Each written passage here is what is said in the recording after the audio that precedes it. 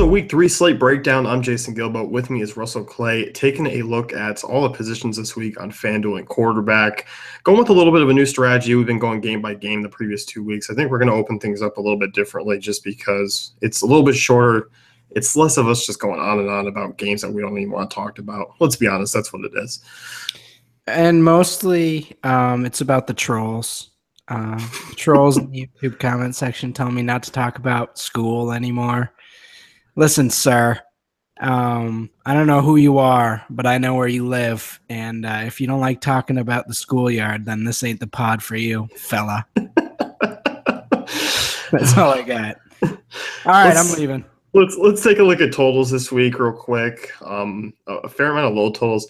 2 over 50. Oakland and Washington, Atlanta and Detroit. Obviously Carolina and New Orleans. The Oakland-Washington was oddly high, 54. Like, that's shootout, like, highest scoring game. That's like Houston, or not Houston. That's like New Orleans and New England last week. Yeah, that's like if Kirk Cousins was actually good, that would make sense. But he's awful, so it doesn't really – it's not something I'm really buying into. Obviously, this Redskins offense has kind of gotten off to a slow start. I don't think there's someone that I would invest in. Obviously, you can still take shots with Terrell Pryor, but as far as this offense, I mean, you can go with Pirine if Rob Kelly's out. You can, do your thing with Jordan Reed, but I'm not getting heavy exposure to any of those guys for sure. Yeah, I'm with you. Some of the higher team totals on the week: Oakland, New England, Green Bay, Carolina, Atlanta, Pittsburgh, Washington, Philadelphia. Real talk, is there any game that you feel is super sneaky that you're going to have some GPP exposure to that no one else is really going to be looking at? I mean, this slate is kind of terrible, to be completely and utterly honest. I think you can get some Chargers exposure. I'm not against that. I do wonder what the Carolina, what the ownership percentages are going to be, because I know people have been watching the same things I have, and it's ugly out there for sure. So I don't know. It's tough to say. I'm a little more worried about Chicago and Pittsburgh. Like, I'm a little more worried about Pittsburgh dominating Chicago. I feel like Chicago can kind of muddy things up at home. So I'm kind of worried about that matchup. Really, it's the Bengals for me. I think the Bengals are a team that I'm going to go at for, the second week in a row. Andy Dalton really cheap across the sites, especially on Yahoo, only $24. So, that's kind of where I'm headed. Yeah, no, it definitely makes sense. I think that Chiefs-Chargers game is interesting. I think the Browns-Colts game is a whole lot of ugliness, but actually there's going to be some positives for fantasy this week.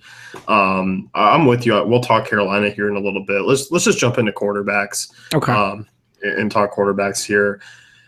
As far as the top-tier options, I mean, we're kind of dealing with the usual suspects. I know you talked to Tom Brady on the salary exploitation as just being that guy you're going to be kind of plugging and playing each week. And Houston, I mean, really banged up on the defensive side. Brady at home, it's just not much to really say about that type of matchup. Again, Houston's a good defense, but the Patriots we saw last week, even with some of the injuries, even if Gronk is hobbled, they're just so potent. We haven't seen a Brandon Cooks game yet. I'm kind of interested in him, stacking him with Brady. I don't think people are gonna have that sour taste in their mouth after 2 weeks of nothing from Cooks. So I think this is the time to pounce on that type of move. I think Chris Hogan, if he plays, he's certainly a good play. I love Brady on all the sites, even at his expensive prices. He's only $7,700 on DK. So while that's expensive, it's not killing you. It's not, Peyton Manning $9K from a few years ago, or Rodgers or whatever. So these are all still very tame prices, even for the high-end quarterbacks on DK. So I'm totally fine with, paying up for him and getting high exposure. Yeah, no, I agree. I mean, I really think Brady and Rodgers at home still. I mean, even if Jordy Nelson doesn't play, who we'll kind of go into more later on, Rodgers is still a top-tier play for me. I still honestly think the range that I'm sitting in, I think my favorite quarterback this week is Matthew Stafford. I just can't get away from these prices, cash and GPPs. And, talking about the targets and touches report a few, pods ago, I don't mind rolling a naked Stafford out there. I know we'll talk about Theo Riddick, but Stafford, for me, I just can't get away from these prices. I mean, so far this year, Atlanta's been just basically as bad as the Colts in terms of fantasy points allowed to quarterbacks. I know they've played obviously some more talented guys, but this is a game that's going to be one of the higher scoring ones, in my opinion. I just think for me, I mean, Stafford, there was a weird game last night. You kind of talked about Abdullah, and he actually rushed the ball quite a bit. That game was very much in hand from the start, and Lions just kind of ran away with it. But this game much different. I think Stafford for me it's the best points per dollar play on the board at quarterback. We're not sneaking any Ebron by anybody this week, No. unfortunately. Kind of showed out yesterday, which was really unfortunate. I do like Stafford. I actually like stacking with Stafford just because all his options are cheap. I think that's a nice way to get a Golden Tate. I think he's a great play. Stafford Tate, Stafford Jones, even a Stafford Galladay. I think you can play with Ebron. I think they're all in play in tournaments. As you mentioned, if you're going more cash, then Stafford's fine on his own. But yeah, I love all those passing threats from there. And if you're playing Matt Ryan or Julio, I think you can definitely come around with one or two of those guys if you're trying to fit in your lineup, and including an Abdullah. So I like that game. Obviously, 49 over under.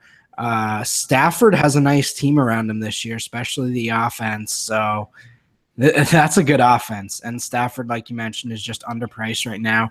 But let's talk about Rodgers. I know we're going to get into it, but I feel like we could sort of review it now. I mean, if Jordy Nelson's out, I downgrade him. If Randall Cobb's out, I downgrade him even more. And then you're just left with Devontae Adams. And if that's the case, I'm probably just getting my exposure to Rodgers through Adams and probably maybe some Martellus Bennett, but I don't think I'm going to be getting a lot of exposure to Rodgers if Nelson and Cobb are out. I was looking at the splits over the last few years when Nelson's out, and it's a pretty healthy sample size. There's no immediate jump up for Adams or Cobb. Like, it's not like we have these huge splits where they just ball out when Nelson's off the field. Like, their production goes down, and Rodgers' production goes down with Nelson out. Like, we've seen it, and I think Rodgers is still obviously good enough at home to overcome those type of numbers. Like, they're gonna put up 4 touchdowns at some rate, I think, regardless of who's on the field or not. Like, they're just that good. But I'm in agreement. I think at the price tag, I'm okay. I don't think Rodgers is a must play this week. There's a couple other guys. I mean, I like Brady at home more than Rodgers. I like Derek Carr. I like Stafford. Like, I like those options a little bit more. And like you said, Devontae Adams is a good play there. And if we're missing Cobb or Nelson, Ty Montgomery is just going to be a lock for a huge workload. Absolutely, yeah. Montgomery going to be getting those receptions out of the backfield pretty much anyway. So if Cobb's out, that's certainly a boost there. Martellus Bennett, they really tried to get him involved. I'd imagine they do that again with those injuries considered. So, there's still options to play there. I think I'd just rather get my exposure through those guys. Any other high-end or reasonably priced guys you're looking at? Are you doing Roethlisberger at Chicago, or are you worried like me? I think it's going to be a share or two, because we'll talk Le'Veon Bell, but I'm kind of curious to see what Roethlisberger's ownership is going to be. It's going to be low, because people they have the whole home road splits in their head. Chicago, yeah, they're kind of a tricky defense, especially at home. But I kind of feel like this could be one of those games where, Mike Glennon starting, they're putting offenses in such good spots. Like I said, I could really see a 3 to 4 touchdown game here just because he's starting in the opposing 50, like on 3-4 drives. Like, there's that possibility, Absolutely. And let's each pick one value guy. And I'm going to go first because I don't want you to steal my guy. I'm going with Phillip Rivers again. I thought he was a good value last week. And I'm looking at him again, 6,400 on DK, relatively cheap across all the sites again. I just think he's a great value, and I'm not afraid to play him with Gordon, especially with the way they've used Gordon in the passing game. I think this is a pretty, solid play for the price. You're not looking for 35 points from Rivers. If you can get, 20, you're really, that's 1,300 less than Brady. So if you get 20, you're pretty much hitting value there and feeling really good about it in a tournament. So we saw the Rivers Gordon sort of stack hit last week, and I think that could be another thing that hits this week. Chiefs, on the road, they've looked really good their first 2 weeks, but interdivision matchup, Chargers play everyone good in division, so I think this is a really nice play. And hey, they're going to lose by a field goal at the end of the game, but who cares for fantasy, right? I like Rivers.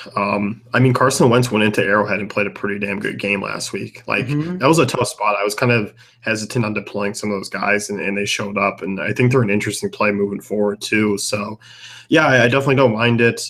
My cheap guy this week is still going to be Kaiser. You kind of laughed at me a little bit on the Sal exploitation, but I think if you're building a Bell Ajayi lineup and you want to go Kaiser Higgins and kind of hope for that upside in tournaments and basically stack the rest of your positions because you're going to still have some money left over with those mid-price wide receivers like Devontae Adams, AJ Green. There's a lot of good mid-range weapons this week, and you talked about Golden Tate. I think you can kind of go that range this week and build that way. So I kind of like Kaiser and Higgins in tournaments. I don't mind Kaiser and cash as a solo play, actually, if you're stacking elsewhere. So I'll stick by my guns with Kaiser. Let's talk Cam Newton just real quick. I'm not doing it. I know New Orleans is bad. I'm curious to see Carolina's ownership. I just don't think this offense has really been that great for fantasy. I don't think they're going to. There's too many other guys in this range I like more. I don't love this game. Carolina's defense is good. I don't love Breeze on the road against them. Obviously, they're going to get their points one way or the other, even if it's Breeze throwing 4 interceptions and then, scoring against prevent defenses. So I'm not against a Michael Thomas if you want to go there, but Cam hasn't looked good. That offense hasn't looked good. They lost Olsen, who they weren't particularly using, which was peculiar to say the least.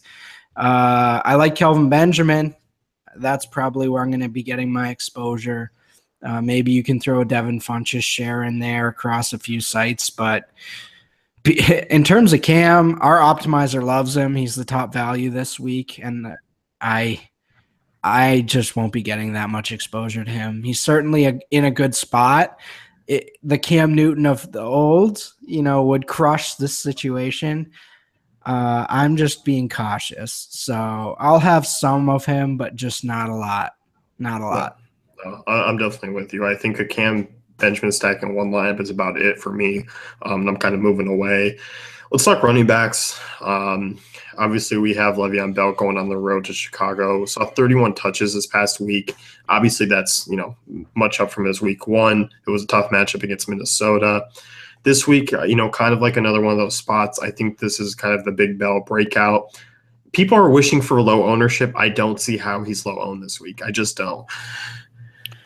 Do you? I don't get that he's going to be low owned. I hope he's going to be low owned. He's not. I think a lot of people just look at the box score and see he ran for 2 yards per carry and don't love that. So I do think there's going to be a little bit of that factor, plus kind of burning guys the first 2 weeks. It's still Le'Veon Bell. He's still going to be 15 to 20%, but I think that's a great value against the Chicago defense. I don't love the passing game, but I do love Bell. I think Bell's, going to get 25 to 30 carries and eventually smash. So I'm getting heavy exposure, especially with some of the cheap passing games like we already mentioned. So he's going to be my main play this week. I'm going to get a ton of exposure to him. Yeah, no, I'm with you. I love Bell a lot. Hard to not to like him, especially even after a couple of down weeks. Next bunch, I think, 1A is Le'Veon Bell, 1B is Jay Ajayi this week. He's another one I have a really tough time fading. Jets are abysmal against the run. They're just going to be put in these spots all the time, especially Miami, where last week, Jay Ajayi still had a ton of workload. Scored 14 points on FanDuel, 17.6 on DraftKings. A really good week without finding the end zone. Like, he rushed the ball 28 times, caught 2 passes. The workload, that's Le'Veon Bell. Like, that's 30 touches. He's not going to be, I think he may be about equally owned to Bell. Like, I don't think there's going to be a huge difference between the two. It's not a hedge. Ajayi is the guy that I'm just going to be rolling out a ton of for me. I saw some jokes last week about eating the chalk with Ty Montgomery. I think you just eat the chalk with Jay Ajayi and just play him. It's a great matchup. It's a great price. Everything is good. Their passing game was better than expected, so I think that'll definitely open things up for him. So, yeah, I think he's the cash play this week. It's pretty straightforward. Going to be high owned, but worth it. So, not tricking anyone with JJ, but you have to love that price. So, I think the biggest question with the high-priced guys is certainly Kareem Hunt against the Chargers. Not a ton of touches in his first 2 weeks, but obviously super explosive and getting those touchdowns. So, how are you playing this? Are you going all in on him, or are you liking Bell Ajayi more this week? I'm liking Bell Ajayi a little bit more. Phenomenal upside. Obviously, we've seen out of Hunt so far, and busted out the big touchdown. 2 50-plus yard touchdowns in his first 2 weeks, 98 yards. 90 yards in the passing game in week 1. I like him here. Chargers defense. Obviously, I don't think they're bad. They've been a little bit stiff against the run so far this season. I think that's going to continue a little bit. I'm going to have my exposure, certainly, but I think it's just going to be a moderate share. If I'm not going Bell Ajayi, it's going to be Bell Hunt. I don't think I'm going to be leaning off of Ajayi and Bell in any one lineup. I think at least all those lineups are going to have at least one of them. So I like Hunt. Price is obviously a little bit up more this week. I think 8K on DraftKings is a little bit steep, but you can't argue with what he's done the first 2 weeks. So LaShawn McCoy, probably going to be 5% owned, right? If that. Broncos run D was not that good the second half of last year and week 1. They weren't that good. I'm not saying McCoy's a good play. He's not. I think he's a pretty easy fade this week. But I'm not opposed to getting a share or two. If you can get LaShawn McCoy at 5% in any matchup, I think you can do it. So, I'm not loving him. I think there's much better options. Ty Montgomery at 69, clearly going to be the pivot there for everyone. But keep him in your thoughts. 7K. It's an ugly matchup. 9 out of 10 times it's not going to hit. But if you can get LaShawn McCoy for 5%, at 7K on DK, he could get you 18. He could get you 20. The one thing I noticed from the first 2 games, he's seen 13 targets so far in the passing game. And he could do what Melvin did, in week 1. Melvin had 18, and that's hitting value at 7K. You're happy with that. Yeah, I don't mind him here because, he's going to be super low because we talked about Hunt, with Gordon, Ty Montgomery. I'm curious to see what your thoughts on Freeman is here in a second, but McCoy's an interesting guy. I see him more of as an early-only guy. I think that's how I go. I think that's where I'm headed with that. Yeah, early only. If you play that 1 p.m. slate, certainly get a few shares. So Devontae Freeman against Detroit, I'm okay with it. I like his price.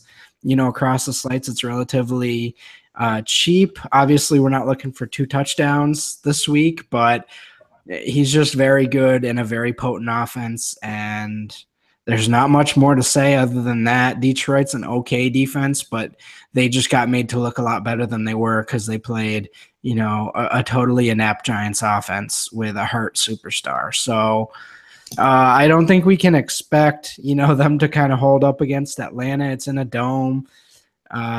This is going to be tough. So I'm down with Freeman. And I like Coleman a lot too. I think he's kind of the sneaky leverage play here. Yeah, no, I agree. And, I think when you're looking at other options, we're starting to kind of get into this range of Christian McCaffrey. Um, obviously hasn't ran the ball well, but he's seen targets out of the backfield.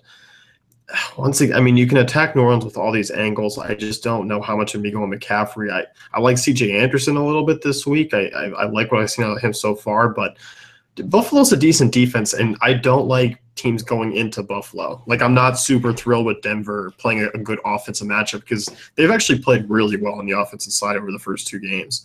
This is a cringy area. Dalvin Cook, McCaffrey, Lynch, Anderson, all have big question marks. Anderson doesn't really have big question marks, but I don't like going against that Buffalo defense in what should be a slow-paced game. Dalvin, I don't love Dalvin at all, even though I love the player. Against this Tampa Bay defense, I think this is a good defense. They've been good against the run for a while now, so I'm not loving that. Marshawn Lynch, I'm worried about the amount of touches he's getting in terms of his ceiling. You're not really playing him as a cash guy, and I'm not sure he's getting enough upside for you for tournaments. So kind of a tough thing there. They've thrown in the red zone a lot, and I think they're going to continue to do that. So kind of a tough tier, and one that I want to avoid. I think I just want to pay up rather than, look at those guys. See, I like Dalvin this week. Like we talked about a little bit on the stocks. I just think 15 touches in a game that was really out of hand. Like, they weren't going to do anything on the road in Pittsburgh. And, saw 12 attempts on the ground, 5.3, yards per attempt, saw 3 targets. Dude, he was 1 touchdown away from, basically scoring 14 points. Like, that's not bad. He was 5,900 last week. He's 59 this week. This defense at home against Tampa Bay, I just think it's a better structure. Like, I don't see Tampa Bay getting up ahead. Like, I know this offensive line's still pretty mediocre, but, dude, he's run the ball completely fine in, matchups against Pittsburgh that I feel like they have a decent front seven. New Orleans, obviously, an easier spot, but he's been a touchdown away from having a really good week each week. Yeah, no, you're not wrong. I love Dalvin the talent. I'm just a little worried after last week that Case Keenum's not going to be able to figure this whole quarterbacking thing out. I joked around. I wrote Derrick Henry and cash on our show sheet. If DeMarco Murray is trending towards, either not playing or being very limited, I don't care about the matchup. I know it's a tough team. Carlos Hyde just ripped him. Carlos Hyde just ripped him, and Derrick Henry is one of the most athletic and enormous running back talents we've seen in quite a very long time. 240 pounds and runs a 4.5. I mean, he's looked fantastic whenever he's gotten the opportunity. If he gets 20 touches, I'm playing him at 5,300, and I'm going to have pretty decent exposure to him. Yeah, I'm with you. Let's talk a couple of guys just real quick. Touch on Theo Riddick. We talked about him on the salary. Talked about him. Yeah. Pass catching backs against Atlanta. Are you doing anything with P. Ryan or Thompson here if you want to? No, if we're looking for a cheap guy, I kind of think Isaiah Crowell's a little lower ownership for a guy who struggled and probably isn't very good anymore, but you can get him pretty cheap, and against this Indy D, they have a decent chance at getting some decent game flow in their favor. So I don't mind that, but as far as Thompson and P. Ryan, I'm okay with P. Ryan if Rob Kelly doesn't play, but I'm not in love with either. Yeah, so it's looking more like a pay-up option week than anything kind of different from last week. So I'll move to wide receiver. This is a spot where I kind of like the mid-range because I do like paying up a running back this week. I think Julio Jones is obviously a top-end talent. I think Antonio Brown's always in play. Guys that aren't in play for me, it's hard ruling out OBJ just because of the upside, but that offense, man, I don't trust it right now. I'm ruling out OBJ. Yeah, you said it, not me, but I'm with you. Absolutely not. Absolutely not. He's not healthy. He's not healthy. And this offense is bad. The offensive line's bad. It's just. So let's talk about the number one play of the week. AJ Green. We mentioned it already. Cheap across all the sites. Looking pretty primed. Going to be chalky, which is fine. You're just playing him. You're playing him against this Green Bay secondary, right? Yep, I am. Probably a little more than I should this week, but yeah, we talked about him on salary exploitation. This is one where we just kind of lock and load the price tag. DK, it's a little bit different for me. I'm not going to have as much exposure as over on FanDuel, but 8,100 there, I do like quite a bit. I'm curious to see what kind of the matchups for like Mike Evans is going to look like. He's a physical mismatch for everyone. Like Xavier Rhodes is a tough matchup. Mm. Um, I think I'm off of him this week. Maybe it's a Deshaun week. If Trey Waynes is on him, for sure. Yeah. So I think that's kind of where I'm headed with that. I think it's pretty easy to fade Evans when you can get a Jai for 200 more, That's kind of what I'm looking at. That's how I'm looking at it. Same with Brown and Jones. Nothing against them. I don't mind them. I'd just rather have Bell or Hunt. So that's kind of where I'm going with that. Crabtree, Cooper, Allen, Cooks. I love all those guys. I'm going to have decent exposure to all of them. It's just hard to fit them in because I'm going to, you're going to have to mix them in because I'll say I will because I'm going to want to get those running backs. So, I'll take my shots with all four of those guys. Keenan Allen looks back. He's ready to go, especially on DK. FanDuel, not quite as much, but on DK, I think he's a pretty fair play, No, I'm with you. Allen, not the discount. He's up 2,000 from where he was last time on DraftKings. That moved up very quickly, so you're not getting a discount there. Golden Tate, 6,900, Jarvis Landry. Those kind of PPR guys, once again, I'll have a little bit more exposure to on DraftKings, given the scoring. As far as this range goes, let's talk the difference between Cooper and Crabtree. Crabtree coming off 3 touchdowns. Cooper possibly seeing Josh Norman this week. I like Jared Cook. I'm going to talk about him in tight ends. But I think Crabtree has, once again, the recency bias is there. If you want to fade for that reason, sure. But I think he does continue, basically what he did last time out. I think Crabtree's still one of the guys I want to pair. I like him. I like them both. I think you could play Cooper, Crabtree and feel pretty good about it. But yeah, Crabtree certainly tends to get the better matchups, and that kind of works in his favor quite a bit. I still think Cooper's the better player. I know that's kind of turning into a hot take at this stage, but both are really good, and I'll have exposure to both. I don't really have a full preference. Obviously, if Cooper was cost more, then it'd be an easier decision, but Crabtree's kind of getting expensive now. His price kind of stayed down all last year. It doesn't look like we're getting that same luxury this year. Again, we mentioned 3 touchdowns will do that. I mentioned Cooks. You can get the leverage on everyone because they're afraid of him now. Michael Thomas against Carolina. What are you looking at there? Do you like that? No, not really. I just think this offense, dude, I just don't think it's that good. I much prefer the guys around him, but yeah, kind of that contrarian tournament play. Tyreek Hill, I'm not in on. I'm just not in on him. Stephon Diggs, I'm out on completely. Doug Baldwin, we can never count him out, but I'm not doing it. I'd prefer to go with Tyler Lockett right now, if I'm going with anyone in that offense. I think for me in that range, dude, I'd rather take a shot on Devontae Parker. Absolutely. I think that's a great call. He's never going to be an efficient per target guy just because, he's a deep ball player, but he made some awesome plays last week. It ended up with 84 yards against this Jets D. He could have some huge, huge moments. So I love him at 63.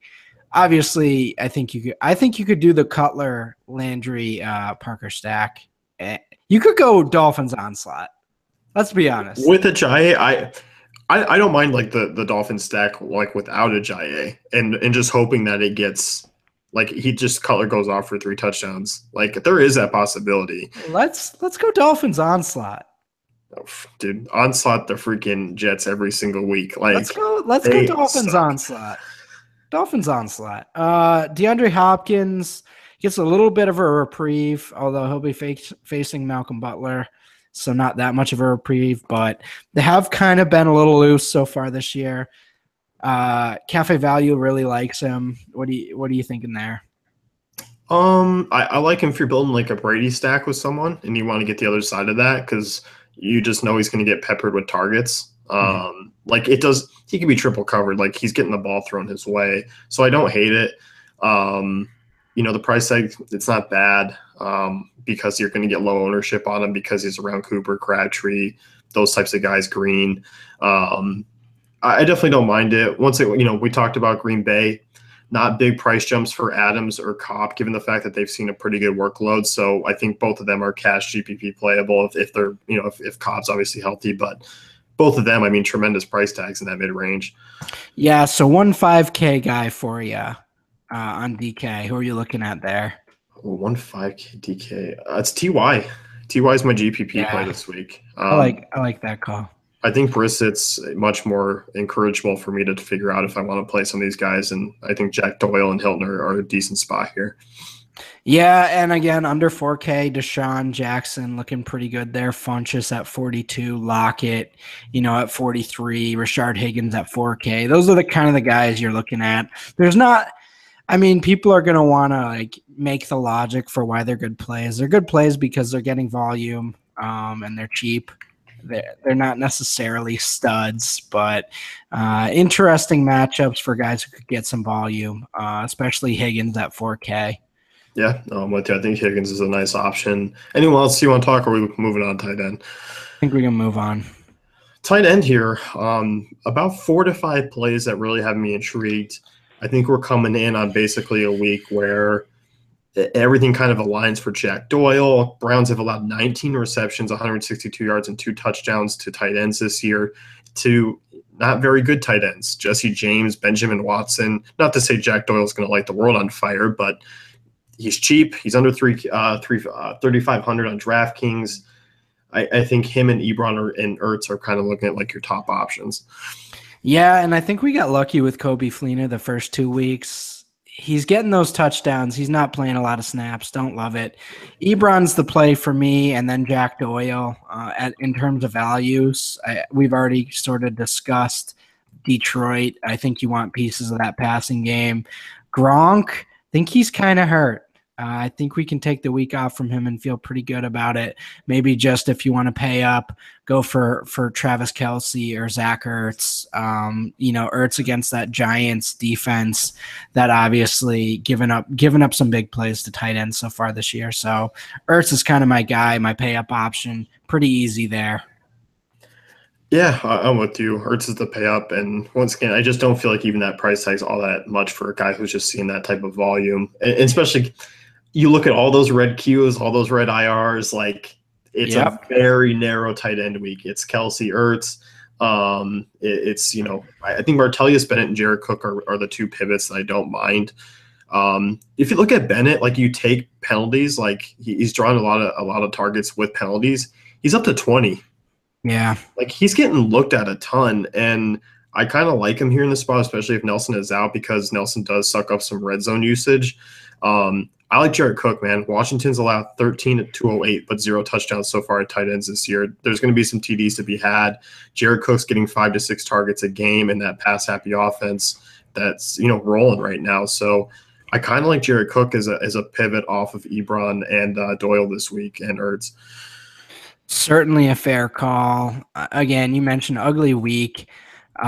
Cook, Doyle, Ebron, Bennett, Ertz, Kelce, and that's it.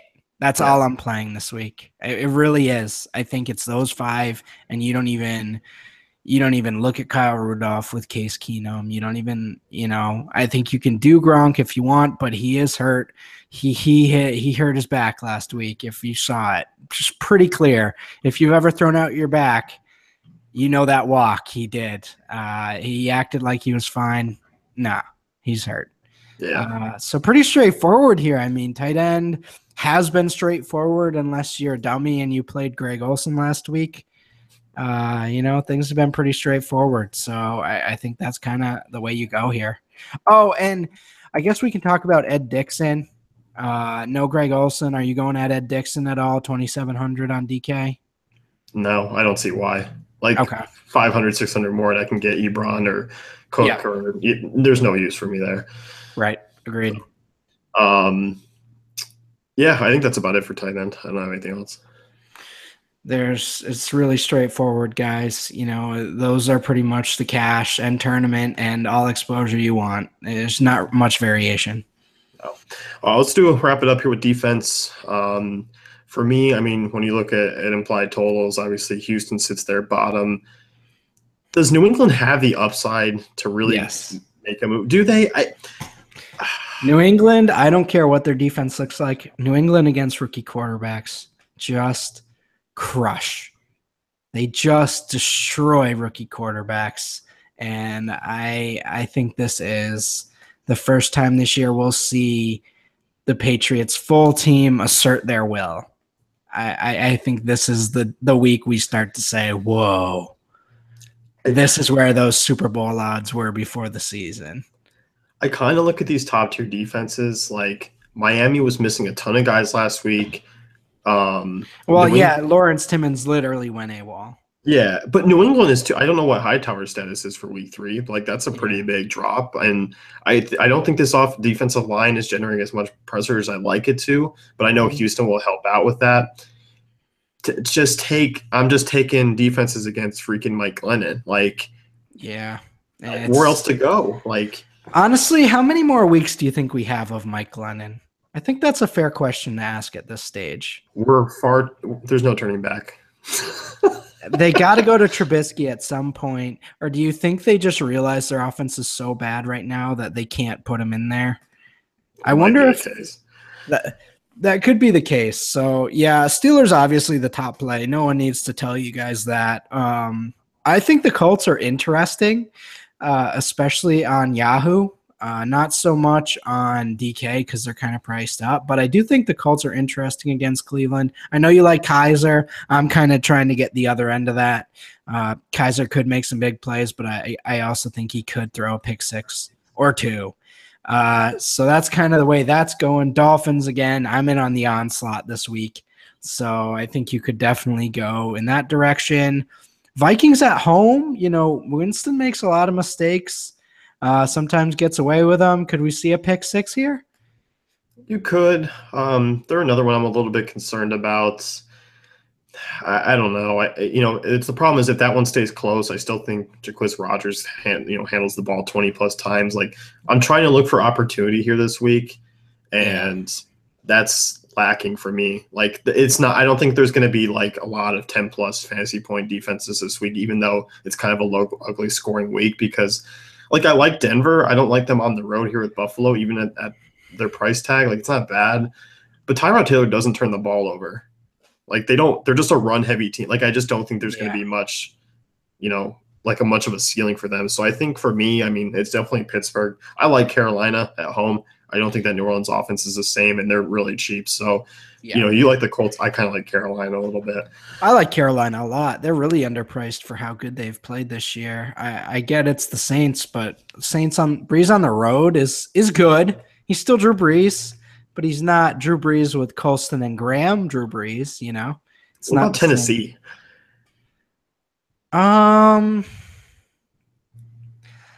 Part of me still trusts Russell Wilson for some reason. I don't know what part of me. I don't know why that's in there, but part of me still is afraid of Russell Wilson. So I think that's a fair take, but that's tough, man. It's tough. Eagles at home against the Giants. I think that's a cash game play potentially. Other than that, though. You can throw your hat in the ring with the Colts, as I mentioned, but other than that, I think it's pretty straightforward. Yeah. Eagles, 8 sacks through 2 weeks here. Yeah. And let me just get how much the Giants have allowed so far, because it's been, I want to say a lot. They've allowed 8 too. Like that offensive line's bad. I think Eagles are actually a sneaky play this week too. Definitely. So nice late call there before we caught ourselves as we wrap things up. Any final words on lineup construction before we head out? No, I just definitely would like to emphasize running backs this week. I think there's, a bunch of strong running backs in great spots. And, if you play Ajayi, you can play Dolphins D. If you play Bell, you can play the Steelers D. I think that's kind of the way to start roster construction this week. Yeah, no, I completely agree. A lot of great mid-range options, a lot of great, mid-range quarterbacks as well. So, no, I'm in agreement. Everything's pretty straightforward. That's going to wrap it up here. You can head over to davefantasycafe.com. Our optimizer is already up for week 3. All slates locked and loaded. Go ahead and check that out alongside our podcast and content going too. And if you like what you see, definitely give us a subscribe, thumbs up, and we'll see you guys next week.